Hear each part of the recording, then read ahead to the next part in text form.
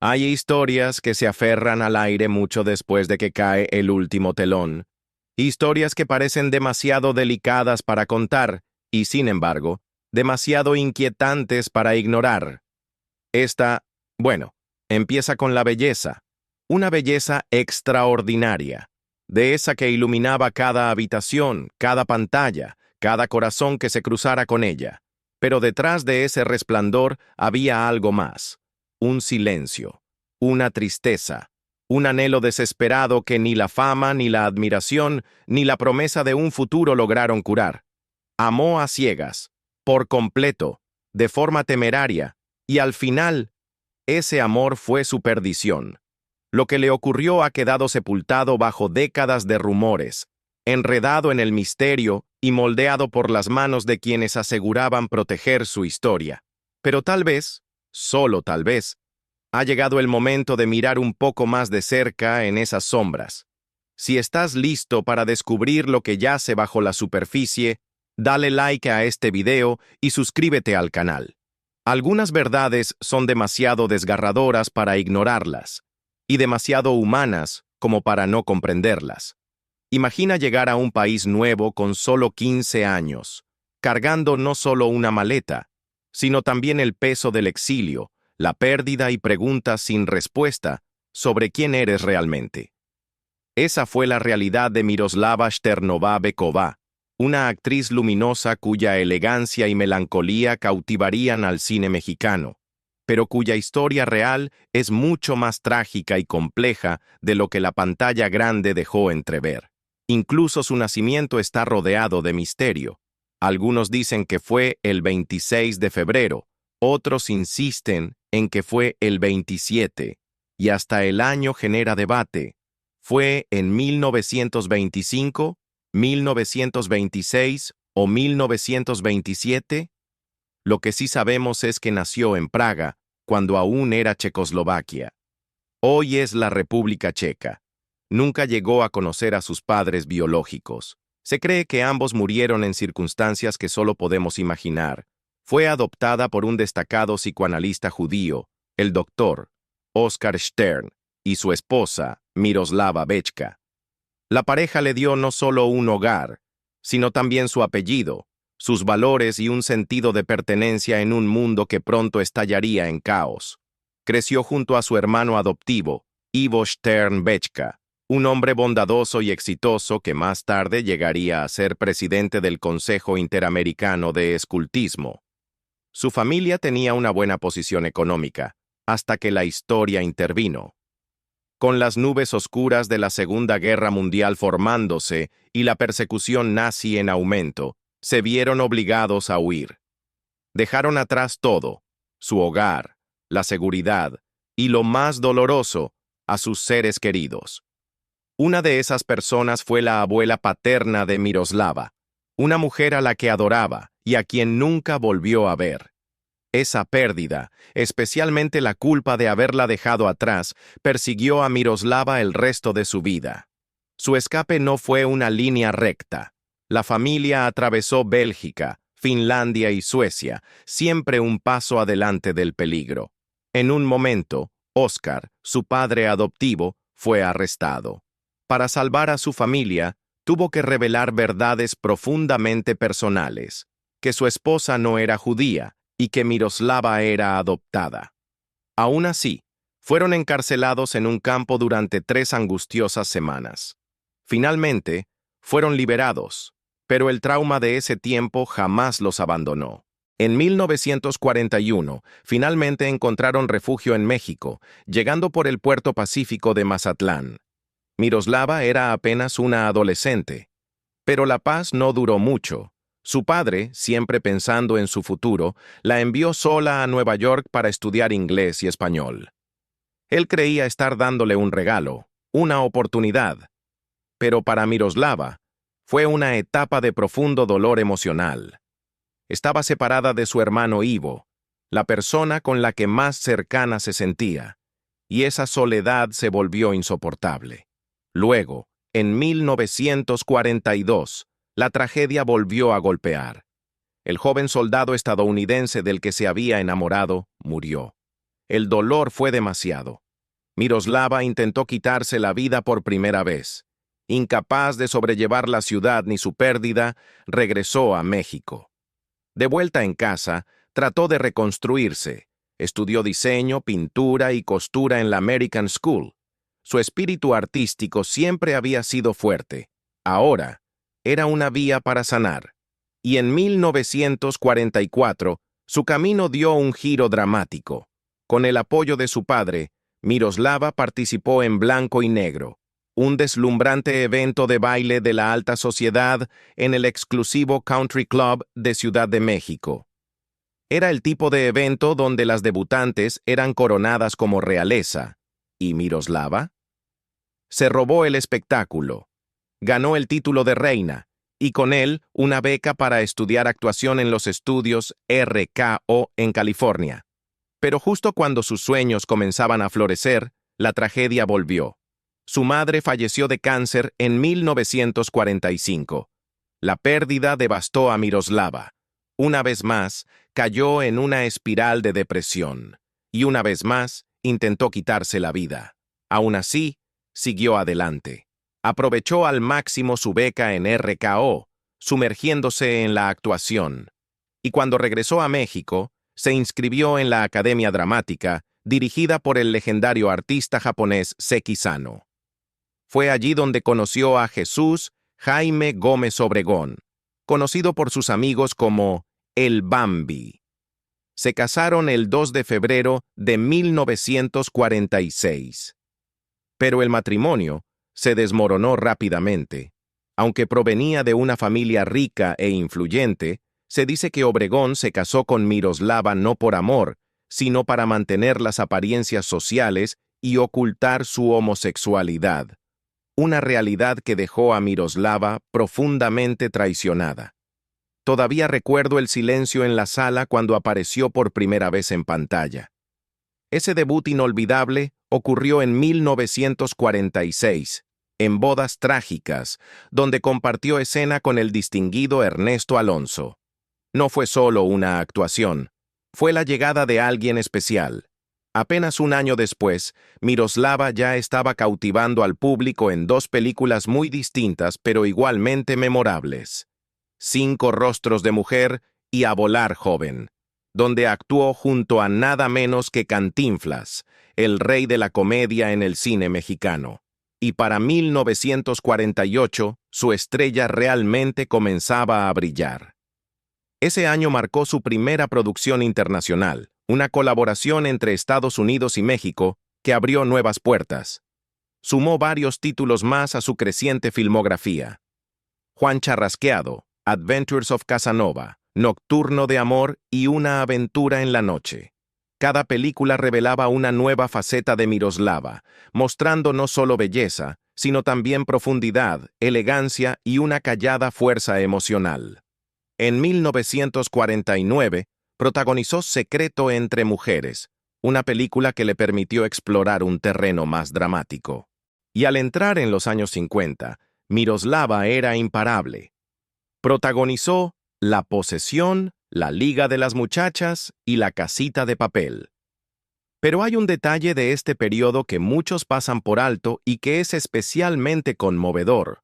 Por esa época, grabó una versión de Bésame mucho en un vinilo extremadamente raro en Estados Unidos, un objeto casi imposible de encontrar hoy.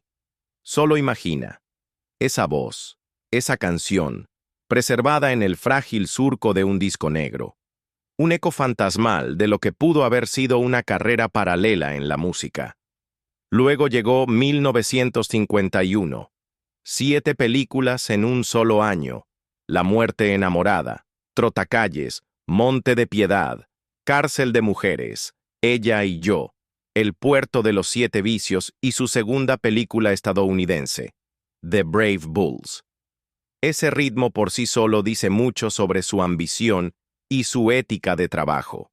Y sin embargo, bajo esa superficie agitada, siempre se estaba gestando algo más profundo. Para 1952 seguía avanzando con títulos como Dos caras tiene el destino y Música, Mujeres y amor, además de una aparición en el documental estadounidense Screen Snapshots, Hollywood on the Ball. Su nombre cruzaba fronteras, su rostro se volvía familiar para públicos mucho más allá de México. En 1953, Miroslava protagonizó La Bestia Magnífica, Las Tres Perfectas Casadas, un papel que le valió una nominación al Ariel, Informe contra ella, Sueños de Gloria y El Monstruo Resucitado. También incursionó en la televisión estadounidense, apareciendo en la serie de suspenso Suspense, en un episodio titulado Reign of Terror. Ya era claro, podía sostenerse en cualquier formato, cualquier género, cualquier país. Pero ese mismo año, comenzaron a notarse las grietas en su elegante fachada. Su manicurista y secretaria, Marta Aurelia Hernández, revelaría después algo desgarrador. En enero de 1953, Miroslava había intentado quitarse la vida una vez más. Era su tercer intento. Había tratado de lanzarse de un auto en movimiento. Afortunadamente, en el último momento, encontró la fuerza para detener el vehículo. Sobrevivió, pero el dolor, claramente, no la había abandonado. Aún así, siguió adelante. En 1954, apareció en La visita que no tocó el timbre, un año más tranquilo en pantalla. Y entonces llegó 1955, un año lleno de promesas y tragedias. Ese año ofreció sus actuaciones finales en Escuela de Vagabundos, la coproducción cubano-mexicana más fuerte que el amor, su tercera y última película estadounidense, Stranger on Horseback, titulada El jinete misterioso en español, y finalmente, Ensayo de un crimen. Y aquí, llegamos a un giro inquietante y doloroso en la historia de Miroslava. En Ensayo de un crimen, hay una escena, una que es difícil de olvidar, donde un maniquí hecho a su semejanza es quemado en un horno. Solo un efecto cinematográfico, un simple accesorio. Pero la vida, al parecer, preparaba su cruel ironía. Miroslava murió poco antes del estreno de la película. Su cuerpo fue cremado, apenas unos días después de que se filmara esa escena. Es difícil ver ese momento ahora sin sentir un nudo en la garganta, y sin embargo, en esos últimos meses, Miroslava estaba lejos de haber terminado. Tenía planes, grandes planes. Se suponía que protagonizaría Vainilla, Bronce y Morir en 1957, y había firmado para una comedia titulada No es posible la luna conmigo, que la habría reunido en pantalla con Ninón Sevilla y Tintán. Fue el 9 de marzo de 1955, cuando la luz de una de las estrellas más queridas de México se apagó demasiado pronto. Miroslava Sternová-Beková, conocida simplemente como Miroslava, fue encontrada sin vida en su habitación. Tenía apenas 29 años. Una llamada telefónica alertó a las autoridades, pero incluso antes de que la verdad tuviera tiempo de asentarse, la historia ya se estaba gestando. Según el Universal, en tan solo 30 minutos, unas 50 personas ya habían entrado a su cuarto. Periodistas, vecinos, curiosos, todos atraídos por la repentina y desgarradora noticia de que la radiante actriz, tan admirada y querida, se había ido. Lo que encontraron fue estremecedor. Miroslava yacía en su cama, recostada de lado, con la cabeza apoyada suavemente en una mano, como si simplemente se hubiera quedado dormida. Algunos afirmaron que sostenía una fotografía. Es un detalle que ha cobrado vida propia a lo largo de los años, romantizado, dramatizado, objeto de especulación. Pero cuando miramos los hechos, las cosas se vuelven más turbias. Solo se conocen dos fotos de su cuerpo. Una parece sugerir que tal vez sostenía algo. La otra la muestra cubierta con una sábana blanca, con el cuerpo reposicionado, quizás por quienes la encontraron. Ahora bien, esa supuesta fotografía, ¿quién aparecía en ella? Ahí es donde comienzan los rumores. Algunos decían que era del famoso torero español Luis Miguel Dominguín, con quien se le había vinculado sentimentalmente. Otros susurraban que podría haber sido de la actriz Ninon Sevilla, una teoría que fue rápidamente reprimida por quienes más querían a Miroslava, posiblemente para proteger su memoria del escándalo. Y también están quienes afirman que era el empresario Jorge Pasquel quien aparecía en la imagen, con toda la narrativa cuidadosamente manipulada por el entrañable amigo y colega de Miroslava, Ernesto Alonso. Pero Miroslava lo había planeado, o al menos se había preparado. El día anterior, 8 de marzo, regresó a casa y le pidió a su leal empleada doméstica, María del Rosario, que tomara un par de días libres. María llevaba años con ella. Más tarde recordó su última conversación con una claridad desgarradora. Dijo: «El martes pasado fue el último día que la vi. A las 12 del día me llamó a su recámara. Estaba vestida como la encontramos hoy. Me dijo: Rosario, vete a descansar a tu casa y regresa mañana a las 6 de la tarde. No regreses antes porque no estaré». En ese momento, probablemente Rosario no comprendió el peso de esas palabras. Más tarde recordaría que Miroslava solo salió de su cuarto una vez después de eso, para tomar un vaso de leche, y luego se encerró en el silencio. Cuando María regresó a la hora exacta que Miroslava le había indicado, tocó sin respuesta. Pensó que su señora simplemente estaba descansando. Pero cuando pasaron las horas y aún no había señales de vida, la preocupación se apoderó de ella. Intentó contactar al padre de Miroslava, Oscar Stern, quien estaba en Cuernavaca, pero no logró comunicarse. Así que, desesperada y asustada, llamó a una de las personas en quienes Miroslava más confiaba, Ninon Sevilla. Juntas, las dos mujeres forzaron la puerta, y ahí estaba, serena, inmóvil, ausente. Ninon, sobrecogida por el dolor, contactó al actor Ernesto Alonso, quien, como muchos de los que conocieron a Miroslava, llevaría el recuerdo de ese momento por el resto de su vida. A pesar de que Miroslava le había pedido a María del Rosario que no regresara en al menos un día o dos, algo en esa mañana no se sentía bien. Cuando María volvió a la casa al día siguiente, inicialmente asumió que Miroslava no estaba. Su correspondencia seguía tirada bajo la puerta, sin tocar. Debería haber sido algo menor, fácil de ignorar. Pero había algo inquietante en todo eso. María no podía quitarse de encima la sensación de que algo estaba mal. Intentó descansar, quizá esperando que solo estuviera imaginando cosas. Pero el tiempo pasó, y esa preocupación creciente comenzó a latirle en el pecho. Finalmente, volvió a tocar la puerta de la recámara de Miroslava, con más firmeza esta vez, sin respuesta. El silencio ahora pesaba más. Desesperada y con miedo, María salió a la terraza que daba vista al cuarto de Miroslava, con la esperanza de ver alguna señal de vida a través de la ventana. Lo que vio la dejó helada.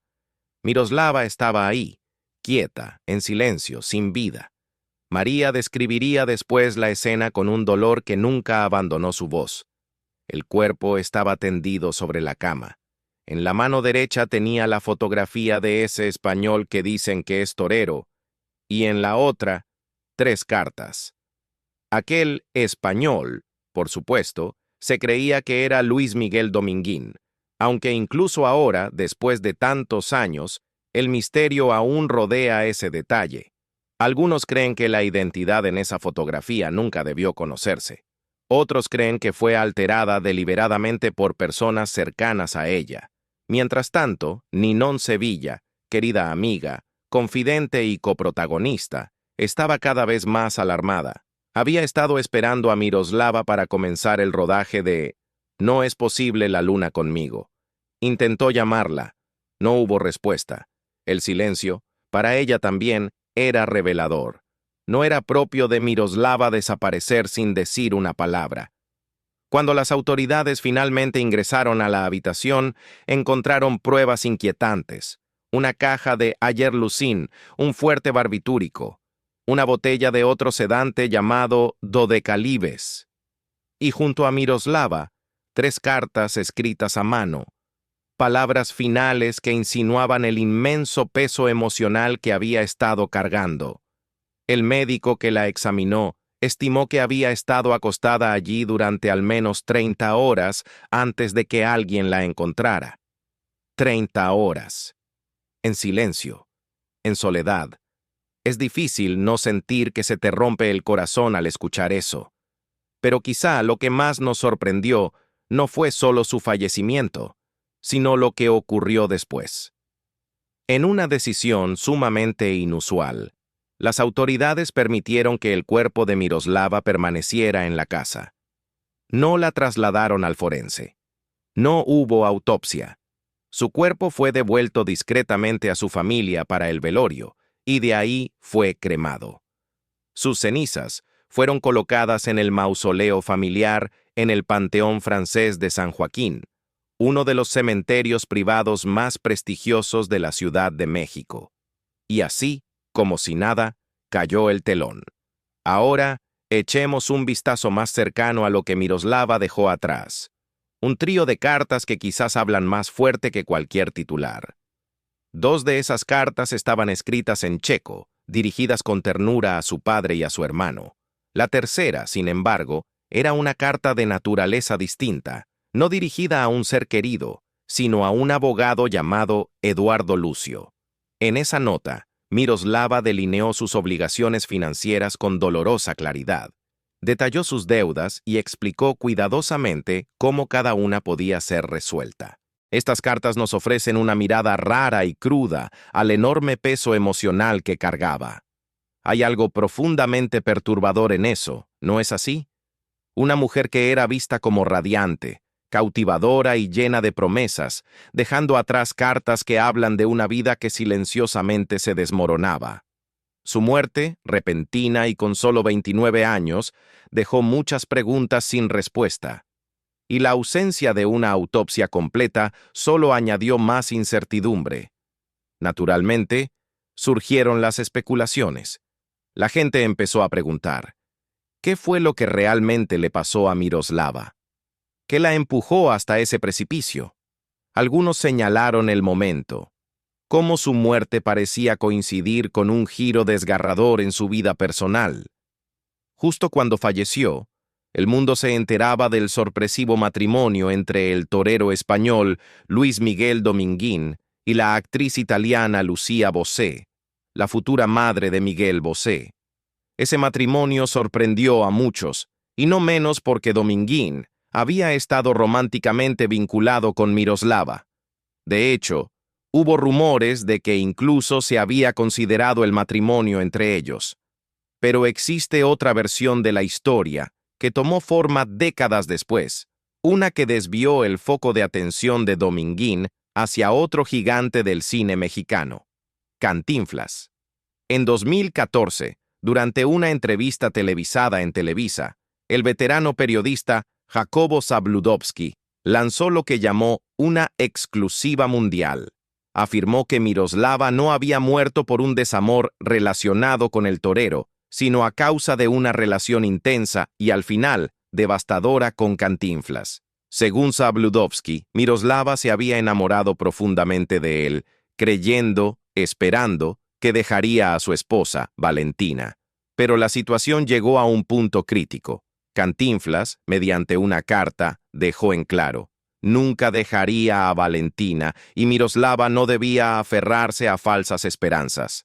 Zabludovsky fue más allá diciendo: conozco a la persona que entregó esa carta. Aún vive, pero no quiero revelar su nombre en este momento. Al día siguiente, la encontraron muerta. Es una imagen desgarradora, una que añade otra capa al misterio. Miroslava estaba filmando su última película, Ensayo de un crimen, en ese momento. Su estado emocional ya había comenzado a deteriorarse visiblemente. Ernesto Alonso, quien no solo produjo la cinta, sino que también era un querido amigo de Miroslava, confirmó después que ella estaba luchando durante esos últimos días en el set.